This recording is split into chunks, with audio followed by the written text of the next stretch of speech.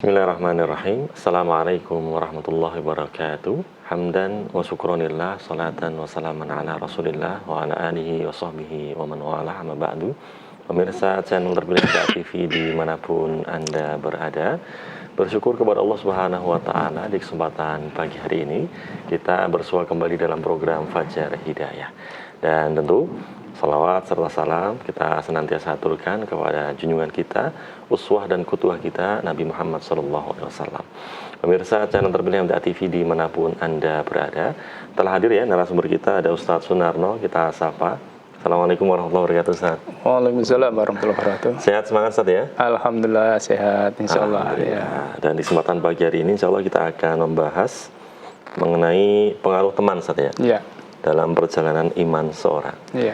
Baik, dan nanti pemirsa dapat bergabung bersama kami baik melalui line telepon di 0271 6793000 atau di WhatsApp di 0811 255 3000. Dan di sesi pertama kita akan langsung saja simak mukadimah dari Ustadz Sunarno. Silakan, Ustaz. Ya. Bismillahirrahmanirrahim. Assalamualaikum warahmatullahi wabarakatuh. Alhamdulillah wa syukurillah. La hawla wa la quwata illa billah. Allahumma salli wa sallim ala Muhammadin wa ala alihi wa sahbihi wa man wala amma ba'd.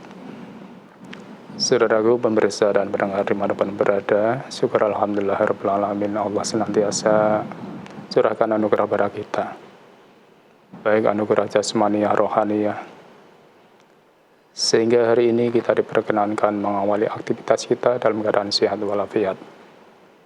Saudaraku, hari ini kita bicara tentang pengaruh teman dekat dalam perjalanan iman seseorang. Allah Subhanahu wa Ta'ala memperingatkan pada kita sebagai seorang Islam betapa pentingnya memilih teman, memilih sahabat. Karena teman itu dalam Islam adalah teman yang bisa membantu, menguatkan, mengingatkan pada kita menuju pada ketaatan Allah, ketaatan kita pada Allah dan pada Rasul-Nya. Itu teman yang baik. Maka kaum muslimin, kita juga diajarkan supaya memilih teman yang soleh. Itu pentingnya. Karena kalau kita itu memilih teman yang salah, justru teman itu menyebabkan kita jauh dari Allah, jauh dari Quran, jauh dari iman. Itu akan menjadi penyesalan kita nanti di hari kiamat. Maka dalam ayat yang sudah sangat populer, Allah ingatkan pada kita. Dalam surat Furqan ayat 28-29 itu kita diingatkan. A'udzu billahi minasyaitonir rajim. Ya wailata laitani lam attakhid fulanan qalila. Wahai celaka aku, sekiranya dahulu aku tidak menjadikan si fulan sebagai teman akrabku. Jadi kalimat ya wailata laitani itu penyesalan yang sangat mendalam, namun sudah tidak bisa diperbaiki lagi. Karena sudah terlambat. Maka ini merupakan gambaran untuk kita dalam kehidupan ini. Jangan sampai kita salah dalam memilih sahabat, salah dalam memilih teman dekat. Karena kalau teman dekat kita ini teman yang tidak baik,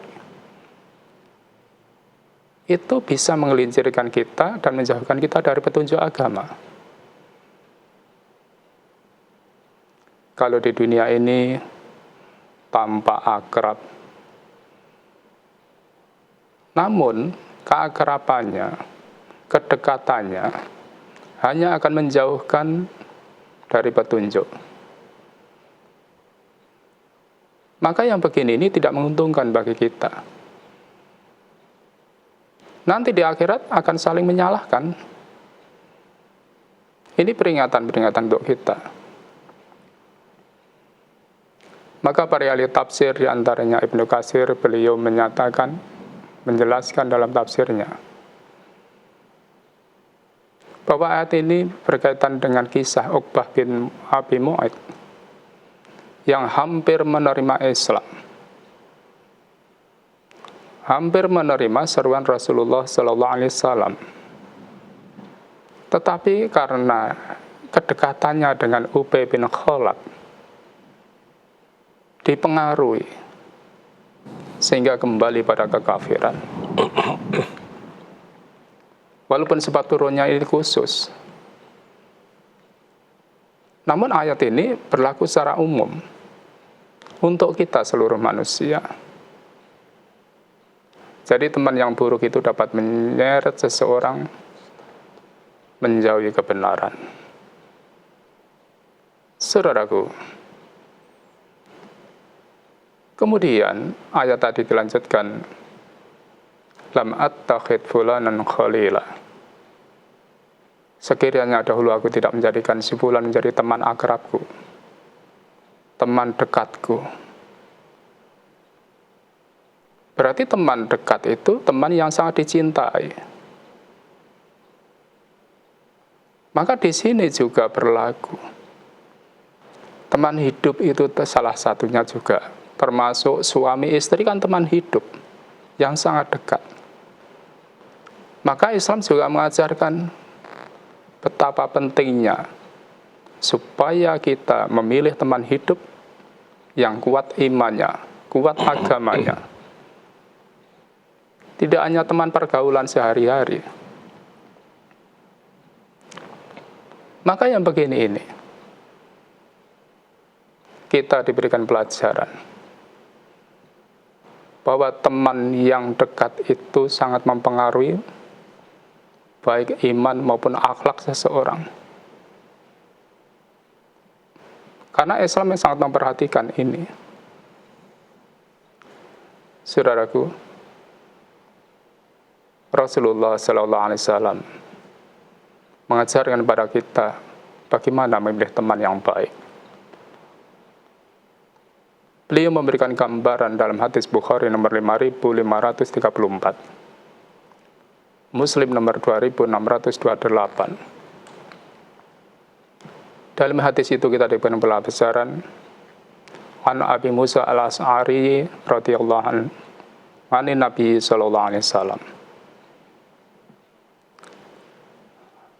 Innama masalul jalisi salih wa jalisi su' ahamalil mis wa nafikil kir. Perumpamaan teman yang baik dengan teman yang buruk adalah seperti penjual minyak wangi dan pandai besi. Kalau penjual minyak wangi, kalau kita dekat, kalau kita tidak diberikan minyak wanginya, kita ikut bau wanginya itu, mendapatkan bau wanginya. Ini gambaran teman yang baik. Karena pengaruhnya positif. Di sini juga digambarkan. Teman yang buruk digambarkan seperti pandai besi, itu maksudnya apa? Bukan pandai besinya yang jelek, tapi baunya, bau asapnya. Jadi bau asapnya itu tidak baik. Kalau tidak terbakar apinya, ya kena baunya yang tidak baik itu. Itu gambaran teman yang buruk. Maka hadis ini merupakan penjelasan langsung terhadap makna surat Furqan ayat 28-29 ini. Kemudian kita juga diberikan pelajaran. Ayat tadi dilanjutkan, laqad adallani 'anid dzikri ba'da idza'ani. Sungguh dia telah menyesatkan aku ketika Al-Quran itu datang kepadaku. Peringatan itu datang kepadaku. Ini menunjukkan bahwa orang tersebut sebenarnya sudah mengerti tentang kebenaran, mau pada kebenaran. Namun karena pengaruh lingkungan, pengaruh teman, membuatnya dia menjauhi kebenaran itu, berpaling dari kebenaran itu. Maka mari betul-betul kita perhatikan dalam kehidupan kita, dalam bergaul. Kita perhatikan siapa teman dekat kita.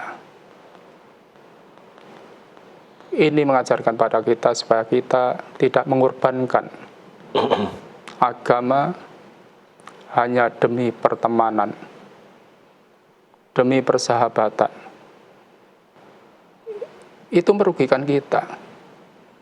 Kadang-kala kita mengatakan, bagaimana ini karena sudah akrab pada saya, dengan teman dekat saya, walaupun perbuatannya menyimpang, kita diam saja, bahkan kita ikut memaklumi tentang penyimpangan yang dilakukan itu. Ini akan merugikan iman kita, merugikan agama kita.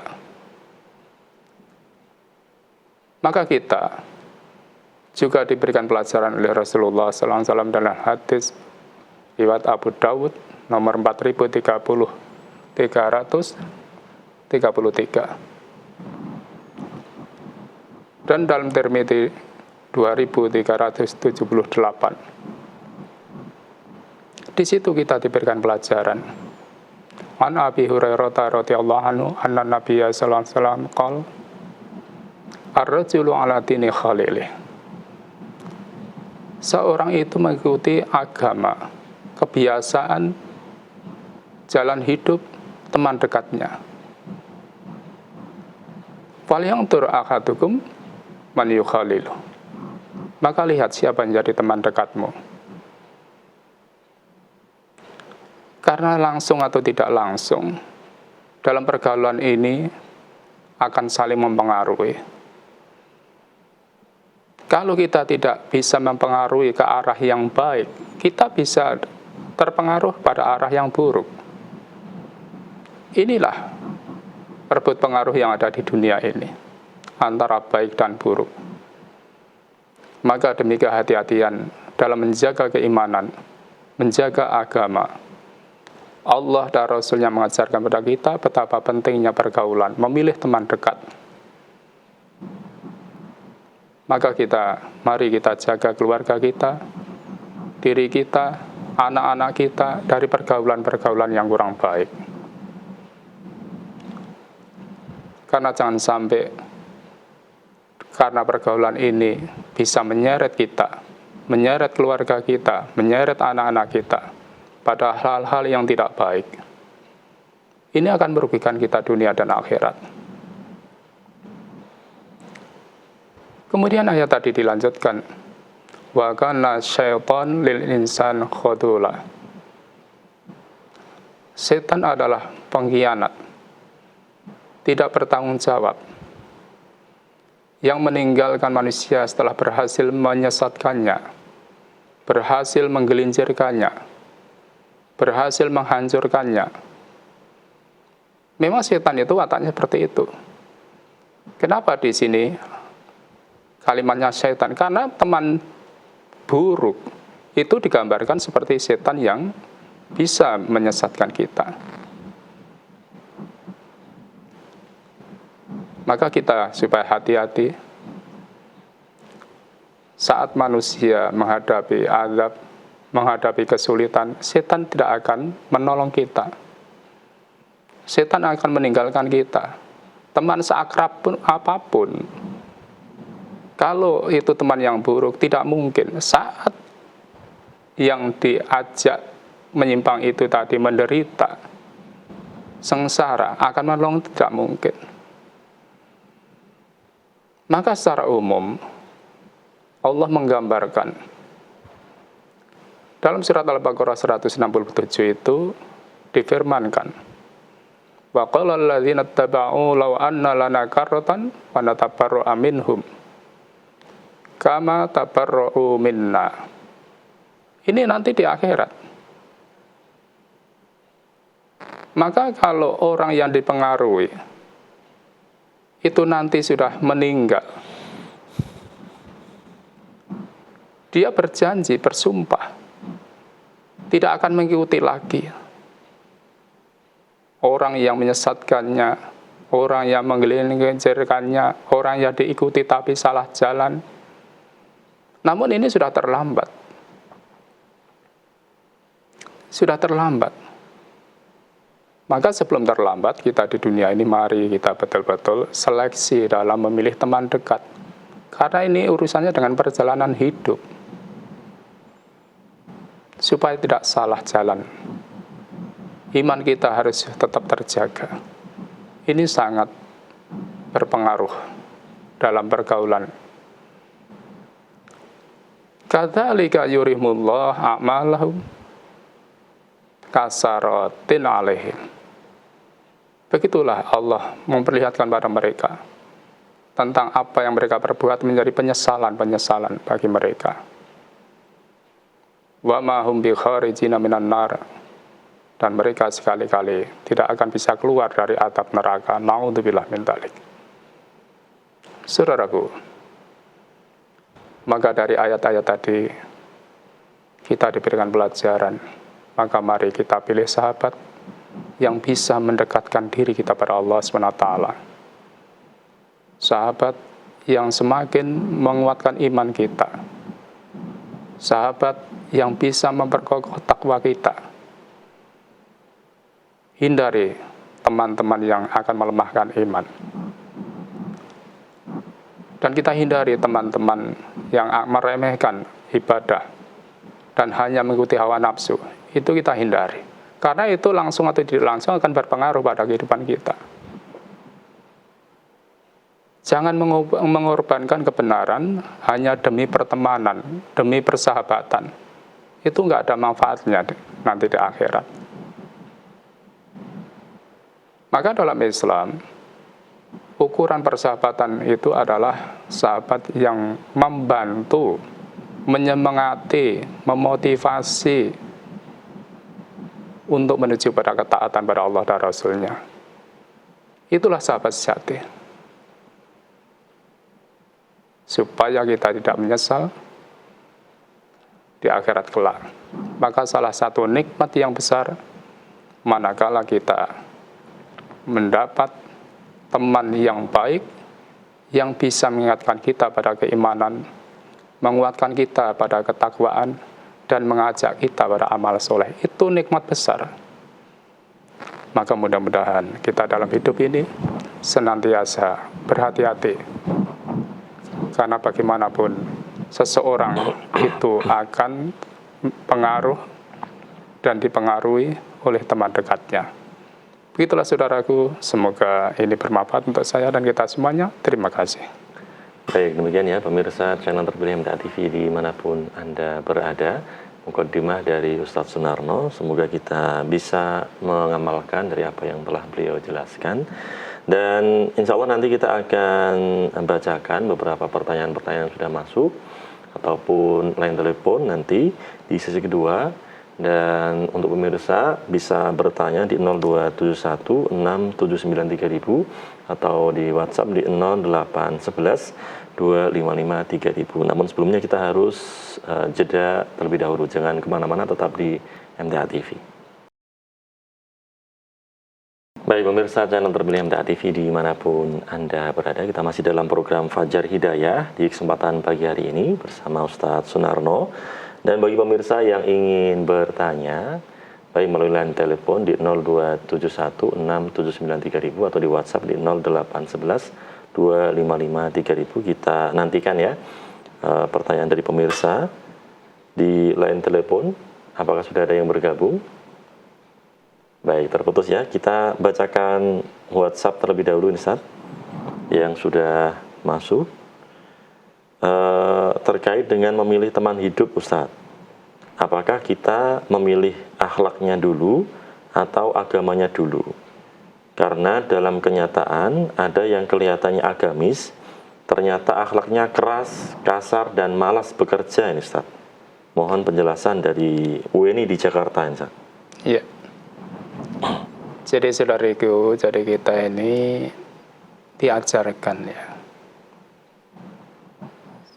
Jadi dalam memilih teman hidup itu, kan Nabi mengajarkan ada 4 yang dipilih. Tapi Nabi menekankan di antara jamal, mal, nasab, itu supaya kita memilih dzati din yang agamanya kuat. Agama kuat. Karena agama ini akan membina kehidupan seorang. Baik ubudiyahnya pada Allah dan pergaulan akhlak pada sama manusia. Karena orang yang beragama, dia mengerti kewajibannya. Hablu minallahnya bagus. Hablu minan nasnya bagus. Ini peranan agama.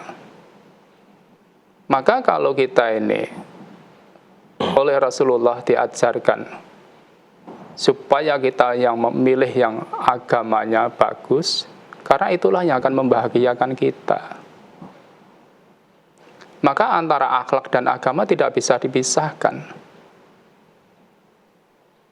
Karena bagaimanapun, la dina liman la akhlaqullah. Tidak dikatakan beragama orang tidak berakhlak. Kalau namanya orang beragama, mesti berakhlak.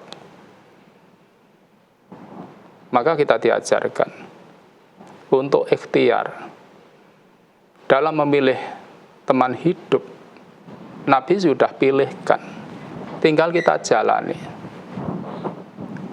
Dan itu pasti baik. Ini harus menjadi keyakinan kita.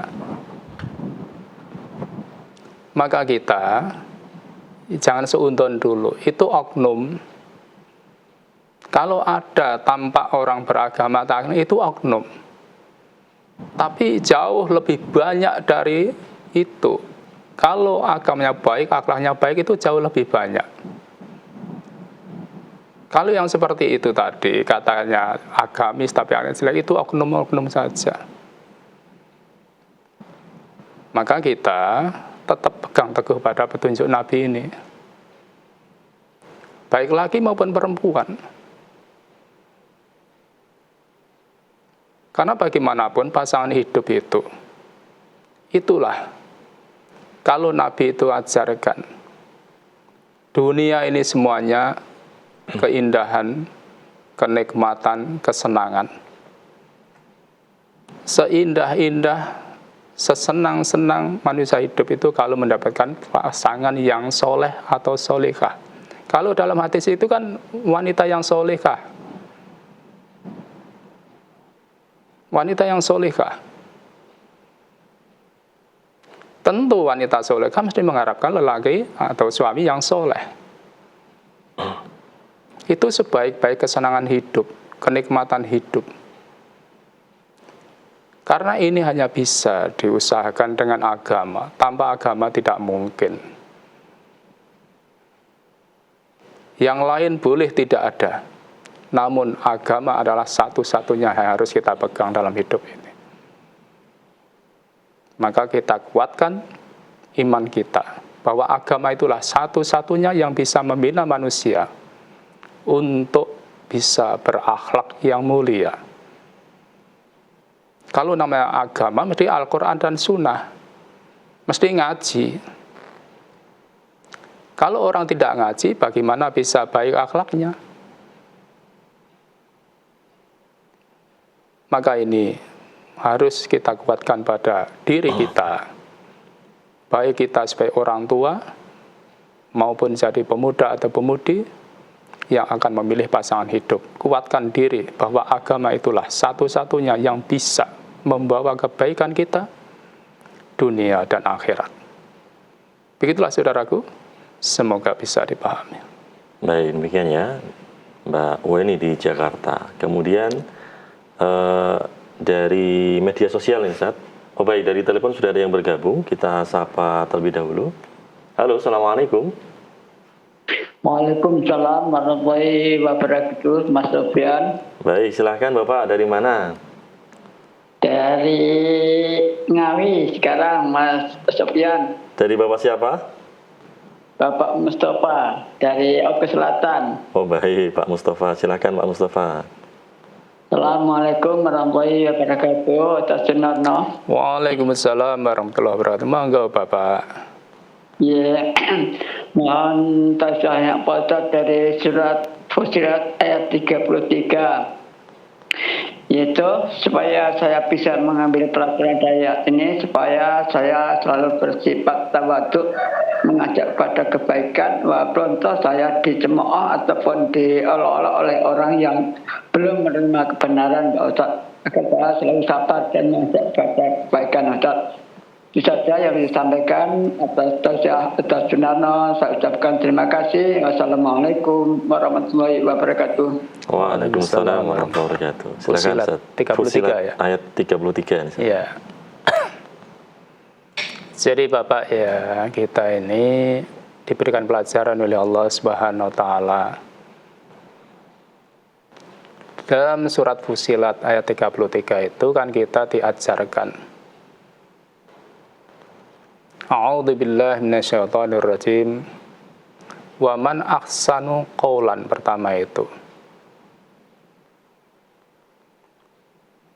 Dan tadi siapakah yang lebih bagus? Qaulan itu kan perkataannya.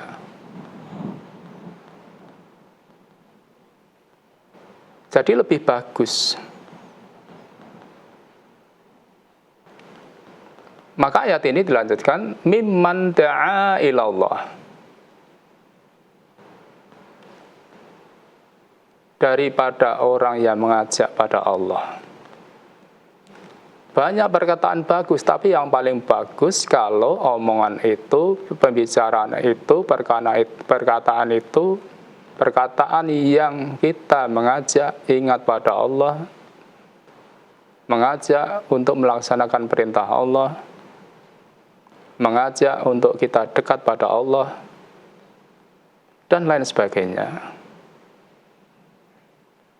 Berarti di sini dakwah itu tidak ada yang lebih bagus dari itu. Tentu Bapak, orang yang mengajak pada Allah ini juga tidak mudah.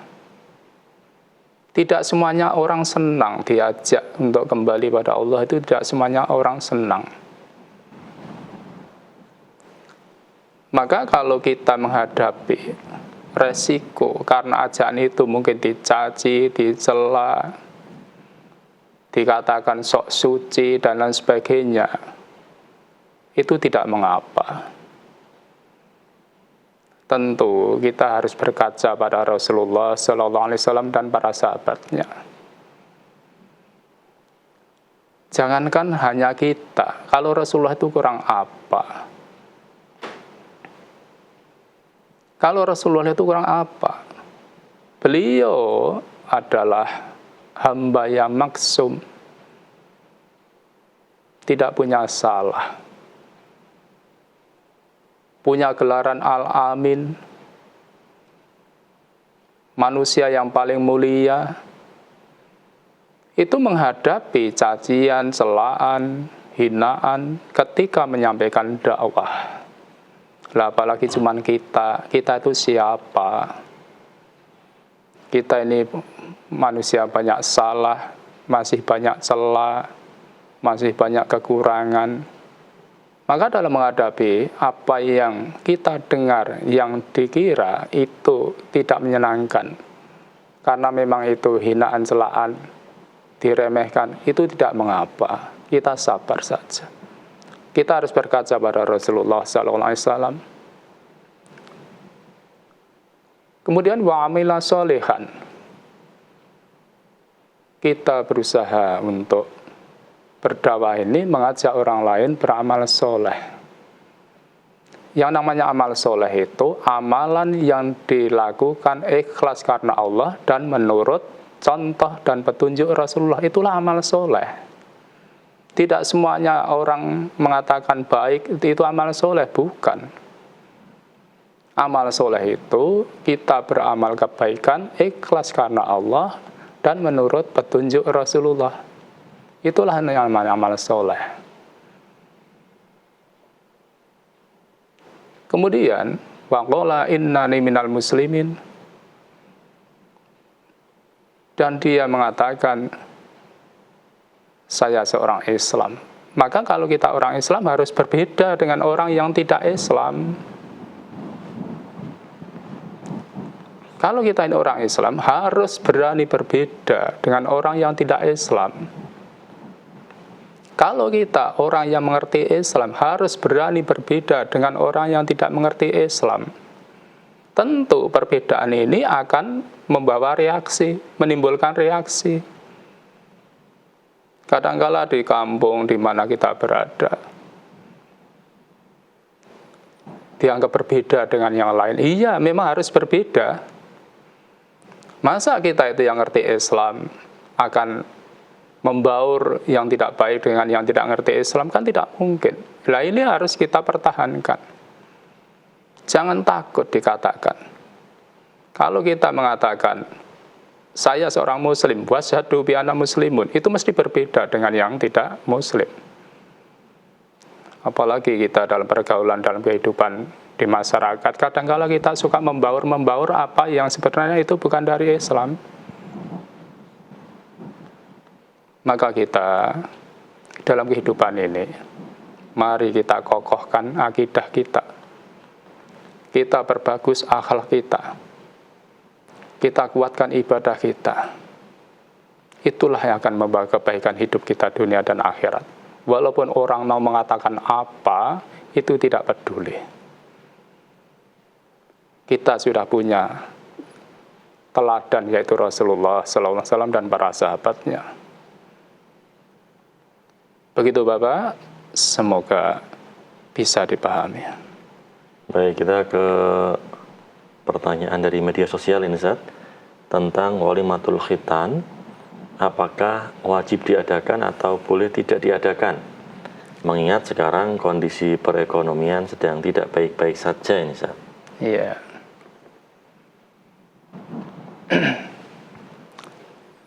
Jadi yang pertama, saudaraku, sebelum kita bicara tentang walimatul khitan, kita ngerti dulu apa itu khitan. Jadi khitan itu termasuk khamsul minal fitrah. Kita diajarkan untuk menjaga 5 kebersihan ini. Khamsul minal fitrah itu salah satunya khitan. Kedua, mencukur rambut kemaluan. Ketiga, mencabut bulu ketiak. Keempat, memotong kumis. Kelima, memotong kuku. Itu hadis Bukhari, juz 7, halaman 143. Termasuk yang 5 itu, bukan satu yang istimewa. Itu kebersihan yang harus kita lakukan. Dan itu syariat yang harus kita jalankan.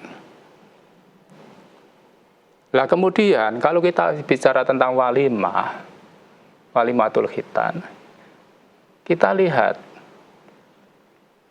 Jadi kalau kita ini bicara tentang walimatul khitan, apalagi kalau tadi dikatakan ekonomi yang tidak sedang baik-baik saja. Ada satu riwayat Anil Hasan yang qol du'iya Utsman bin Abi As ila khitan. Utsman bin Abdul As pernah diundang untuk mendatangi acara khitan. Fa'aba ayujiba. Beliau enggan untuk mendatanginya. Maksudnya tidak mendatanginya. Faqila lahu, maka ditanya orang pada beliau. Faqala, maka jawabnya, inna guna lanatil khitan ala ahdi Rasulillah sallallahu alaihi wasallam. Saya dahulu tidak pernah ada undangan seperti itu. Maka dari sini, walaupun hadis ini dianggap dhaif, tapi ini juga sebagai rambu-rambu untuk kita. Kalau kita kembali pada khitan itu termasuk khamsul minal fitrah tadi, berarti hal yang biasa bagi kita umat Islam. Memang kita harus menjaga kebersihan. Tidak ada keharusan apalagi mengadakan walimatul khitan. Sudah, kalau kita punya anak laki-laki, saatnya khitan sudah bawa ke dokter untuk dikhitankan. Selesai, sudah. Lah kalau mungkin ada yang mau memberi hadiah, ya monggo saja. Tapi itu acara pesta khitan tidak ada. Jadi kita paham itu dulu tentang khitan. Apalagi maaf ya kalau sedang kondisi ekonomi tidak sedang baik-baik saja, kalau kita mengadakan yang itu sebenarnya bisa kita hindari. Kan itu lebih baik. Itu Bapak yang bisa kami aturkan, semoga bisa dipahami. Baik, kemudian dari Zayin di Lampung ini Ustadz, akikah untuk laki-laki itu kan 2 ekor kambing. Nah, yang 1 ekor misalnya jantan, kemudian 1 ekor betina, apakah boleh nih Ustadz? Iya, kalau memang kita ini bisa mengusahakan yang jantan, ya usahakan yang jantan. Kalau terpaksa tidak ada jantan dengan betina yang majer, gemuk, ya silahkan saja. Kalau betina yang produktif, ya kita hindarkan. Betina yang produktif maksudnya yang bisa beranak. Kalau terpaksa betina, pilihkan yang majer, tidak beranak, gemuk. Itu tidak mengapa. Jadi itu tidak ada masalah. Begitu, semoga bisa dipahami. Baik, kemudian dari Pak Supriyono Ustadz di Batang. Ustadz, kurban atas nama instansi apakah dibolehkan? Kemudian apabila saya menemukan uang di jalan, apakah benar Ustadz jika saya infakkan? Iya, yang pertama kurban atas nama instansi itu tidak ada tuntunannya. Kurban itu perorangan. Kurban itu artinya apa toh? Untuk mendekatkan diri pada Allah. Maka kita diajarkan kalau kurban itu, kambing itu 1 untuk seorang dan keluarganya. Kalau sapi 7 orang. Kalau onta, kalau di sini kan nggak ada onta, 10 orang. Jadi kurban untuk instansi tidak ada. Jadi itu cuma sembelihan biasa untuk dimakan bersama, kan cuma itu saja. Kemudian yang kedua, menemukan uang, kemudian diinfakkan. Nah itu uang siapa? Maka tentu kalau kita menemukan uang di jalan atau di mana yang tidak bertuan, pertama diumumkan dulu, ini uang siapa, barangkali ada yang punya, diumumkan dulu. Kalau sudah mentok tidak ada yang mengakui ini miliknya, karena semua di dunia ini milik Allah, kembalikan saja pada Allah. Masukkan kotak masjid. Itu jalan terakhir. Kalau infak seolah-olah kan itu milik kita, padahal bukan milik kita.